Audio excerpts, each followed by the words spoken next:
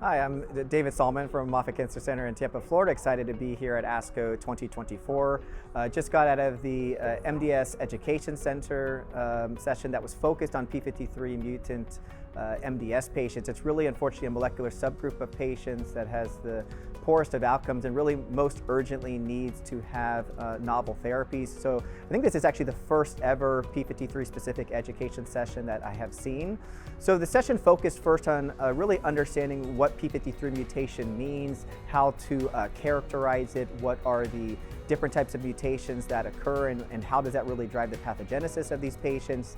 I then really got into maybe the most important thing is to identify these patients as a unique group. So really all patients that have MDS or AML with either complex cytogenetics, a VAF probably greater than 20-23%, or multi-hit disease with, again, 5% blast or greater really should represent a singular disease, and we should think about treating these patients as one.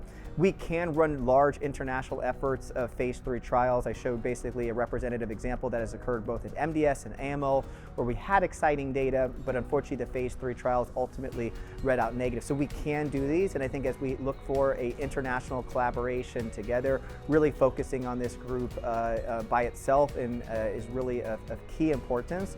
And really lastly, and I think this was nicely presented by Dr. Santini, who's the chair of this session, again, this is a group that really requires careful bedside discussions with. Again, it's a group that has a median overall survival of around 6 months. And again, still trying to offer these patients hope. Again, ideally in the setting of clinical trial is what we're all here to do. And again, we're still going to be quite positive and optimistic about the future. Again, focusing on this group as a singular entity.